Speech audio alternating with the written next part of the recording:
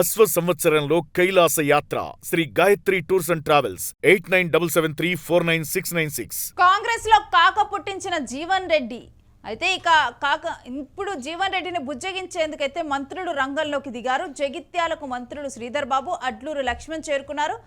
జీవన్ రెడ్డితో మంత్రులు ఏకాంత చర్చలు జరుపుతున్నట్లుగా తెలుస్తుంది. పార్టీ మారొద్దంటూ జీవన్ రెడ్డిని శ్రీధర్ బాబు, లక్ష్మణ్ కోరినట్లుగా తెలుస్తోంది.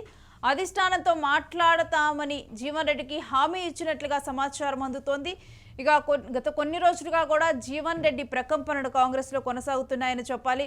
జీవన్ రెడ్డి తనకు సరైన ప్రాధాన్యత లభించడం లేదని, తన రాజకీయ భవిష్యత్తు కోసం కానీ తాను పార్టీ మారుతున్నట్లుగానైతే ప్రచారం జరుగుతోంది.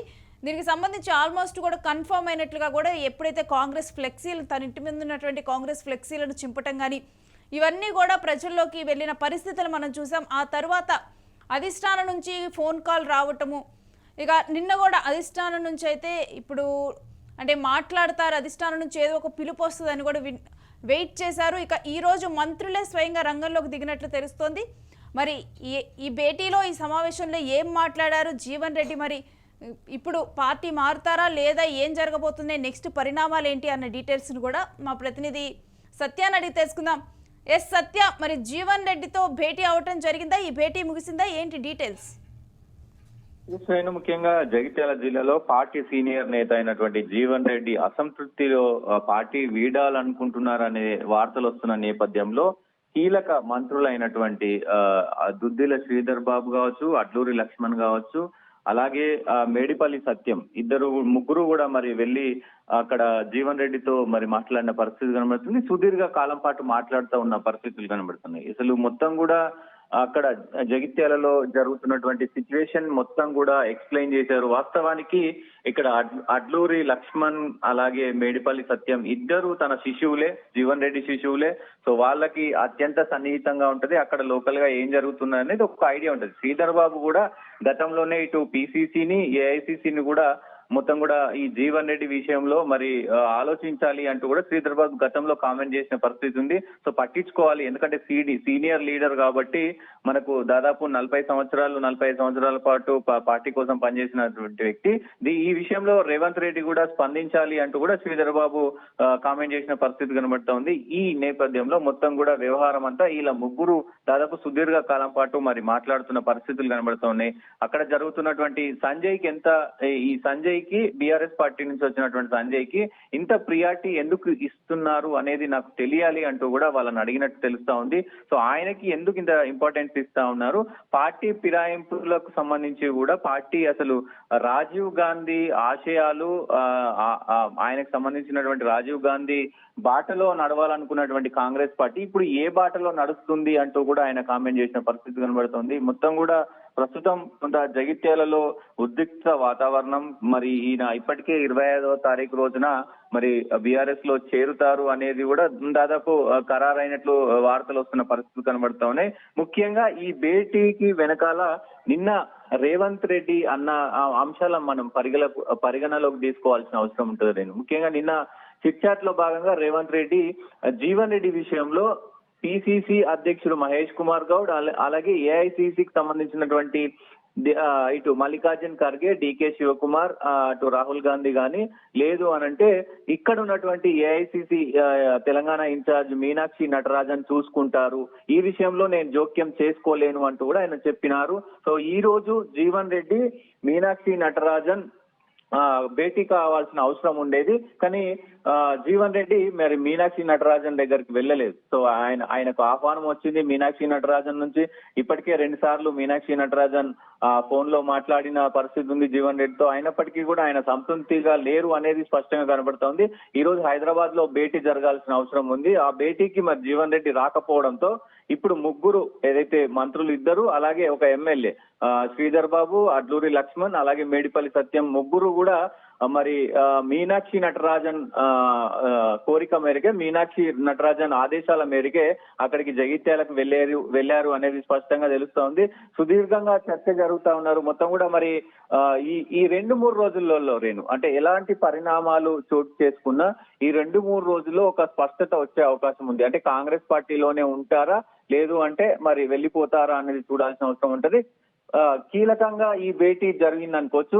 ఈ భేటీ తర్వాత కొన్ని మార్పులు అయితే ఖచ్చితంగా జరిగే అవకాశాలు ఉంటుంది. ఒకటి, ఈ భేటీ తర్వాత అధిష్టానానికి ఒక మెసేజ్ వెళ్తుంది. ఆ మెసేజ్ కి అధిష్టానం రిప్లై ఏముండబోతుంది అనేది చూడాల్సిన అవసరం ఉంటది.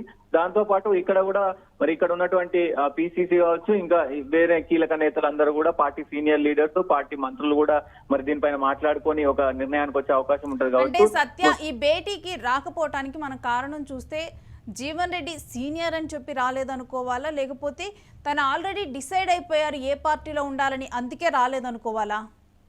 డెఫినెట్ గా ఆయన కొంత అసంతృప్తితో ఉన్నారు అనేది స్పష్టంగా కనబడతా ఉంది. సో ఆ స్పష్టత మరి ఇంత మందికి చెప్తున్న జీవన్ రెడ్డి వర్షన్ లో మరి నాకు పార్టీలో అన్యాయం జరుగుతుంది, నా కాన్స్టిట్యున్సీలో నాకు అన్యాయం జరుగుతుంది అని అందరికీ చెప్పుకున్నాను. మొత్తం రాష్ట్ర అధిష్టానానికి మొత్తం చెప్పినాను, మంత్రులకు చెప్పినాను, అందరికీ చెప్తున్నాను. మీడియా ముఖంగా అందరు కూడా చూస్తా ఉన్నారు.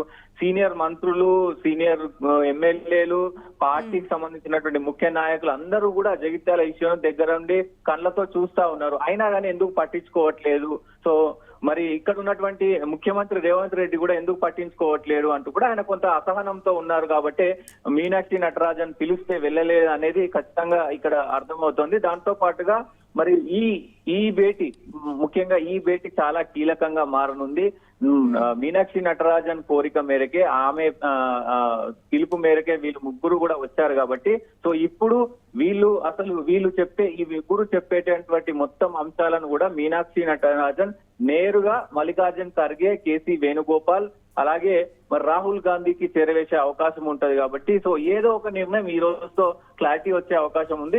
కీలక భేటీ అయితే ఇది అనుకోవచ్చు, అంటే ఒక మార్పు భేటీ అనుకోవచ్చు. ఇప్పటికే జీవన్ రెడ్డి కూడా కొంత తర్జన భర్జన పడుతున్నాడు. అంటే ఇటు బీజేపీ పార్టీలోకి పోయినా ఒరిగేదేంటి, ఇటు బీఆర్ఎస్ పార్టీలోకి పోయినా ఒరిగేదేంటి, అంటే ఉన్నటువంటి నాయకులకే కొంత ఇది లేదు. అక్కడ వెళ్ళిన నాయకులకు, కాంగ్రెస్ నుంచి వెళ్ళిన నాయకులకు కరెక్ట్ స్థానం లేదు బీఆర్ఎస్ పార్టీలో. అంటే కొంత ఫ్యామిలీకి సంబంధించినటువంటి వ్యవహారాలే ఉంటాయి తప్ప పెద్దగా పార్టీ ఏమి ఉండదు అనేది కూడా ఆయన కొంత ఒక సమ ఆలోచనలోకి వచ్చినట్టు తెలుస్తా ఉంది. అంటే సత్య ఇప్పుడు మనం చూస్తే గనక జీవన్ రెడ్డి డిమాండ్స్ ఒకవేళ గనక అధిష్టానంతో ఒకవేళ కాంగ్రెస్ లోనే కొనసాగాలని తాను అనుకుంటే ఎటువంటి డిమాండ్స్ ఉంటున్నాయని మనం అనుకోవచ్చు? అంటే సంజయ్ దూరంగా ఉంటే తాను కాంగ్రెస్ లో ఉంటానని చెప్తారనుకోవచ్చా, లేకపోతే ఏ రకంగా మనం అంచనా వేయొచ్చు? డెఫినెట్ గా అంటే ఇంతకు ముందు ఈ రాజ్యసభ సీటు వ్యవహారంలో కూడా చాలా అంశాలు పరిగణలోకి వచ్చినాయి, చాలా అంశాలు కూడా తెర మీదకి వచ్చిన పరిస్థితి కనబడుతుంది. అయితే ముఖ్యంగా ఆయన ఏదో పార్టీలో ఏదో ఒక స్థానం, లేదంటే పార్టీలో ఏదో ఒక పదవి ఆశించి మాత్రమే ఈ రాజీనామా వ్యవహారం, లేదంటే పార్టీ మారని వ్యవహారం తీసుకొస్తున్నాడు అనే కోణంలో కూడా అందరూ అనుకున్నారు. కానీ ఆయన మీడియా ముఖంగా చాలా స్పష్టంగా, చాలా క్లారిటీతో ముఖ్యంగా చెప్పిన పరిస్థితి ఉంది.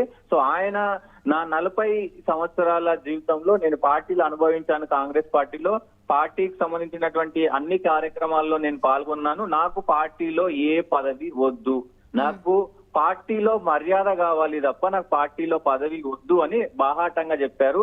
సో బీఆర్ఎస్ పార్టీ నుంచి వచ్చినటువంటి సంజయ్ కి ఎందుకు అంత ఇంపార్టెన్స్ ఇస్తా ఉన్నారు? సో ఆయన పార్టీలో లేకపోతే నేను నా కాంగ్రెస్ పార్టీని ఎందుకు వీడుతాను అని బాహాటంగా చెప్పిన పరిస్థితి కనబడుతోంది. ఆయన కేవలం సంజయ్ కి ఇస్తున్నటువంటి మర్యాద, అంటే కాంగ్రెస్ పార్టీలో ఆయనకి ఎందుకు అంత మర్యాద?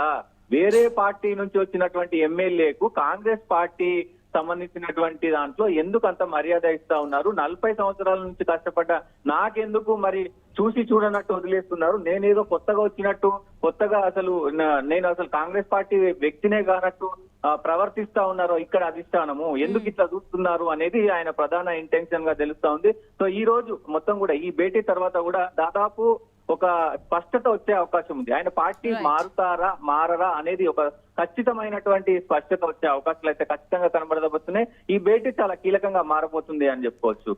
Right Satya, thanks for the update.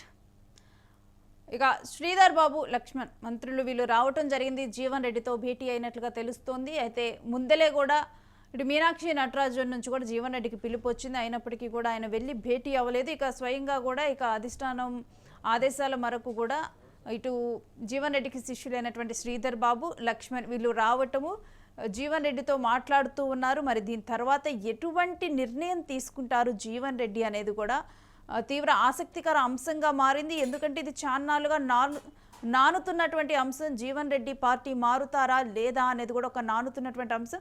మరొక వైపు ఎప్పుడు కూడా అధిష్టానం నుంచి కాల్ వచ్చిన తర్వాత జీవన్ రెడ్డి తాను ఏదైతే అలక పూనుతారో ఆ అలక తాను పట్టు వీడినటువంటి పరిస్థితులు మనం చూస్తాం. మరి ఈసారి జీవన్ రెడ్డి అధిష్టానంతో తను పార్టీలో కోరుకుంటున్నది ఏంటి అనేది కూడా క్లియర్గా తను నార్మల్గా చూసినా కానీ జీవన్ రెడ్డి ఒక ముక్కుసూటి మనిషి. తన అభిప్రాయం ఏంటనేది కూడా ఎవరికీ తలొగ్గకుండా కాంగ్రెస్లో ఒక సీనియర్ లీడర్గా తను ఎప్పుడూ కూడా తన అభిప్రాయాన్ని చెబుతూ ఉంటారు. మరి ఈ క్రమంలో తను ఎటువంటి డిమాండ్ అధిష్టానం ముందు ఉంచునున్నారు, మరి ఆ తరువాత దీనికి అధిష్టానం ఏ విధంగా కూడా పరిష్కారం చూపనుంది, మరి జీవన్ రెడ్డి కాంగ్రెస్లో ఉంటారా లేకపోతే ఇప్పుడు జరుగుతున్న ప్రచారం వరకు బీఆర్ఎస్కి వెళ్ళిపోతారా ఏంటి అనేది కూడా ఈ భేటీ తరువాత అయితే తేలిపోనున్నటువంటి అంశంగా చూడొచ్చు.